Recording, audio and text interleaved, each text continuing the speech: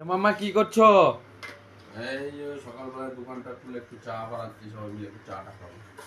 চা খাবে? কে কে চা খেতে যাও চলে এসো আমাদের কাছে। আমি তো খাবো চা। আমরা ডলি চায়ওয়ালা।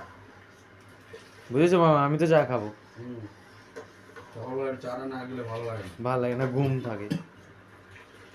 মুখটা একটু ফ্রেশ হয়ে যায় চাটা খেলে। এটা কি দুধ নাকি? হুম, আর যেহেতু দু চা বানাচ্ছি। আজকে দুধ চা, আজকে কেন ব্ল্যাক টি নেই? না, কিরণ বাড়ি যাচ্ছে তো, ও, ওই জন্য একটু চাটা বানাচ্ছি।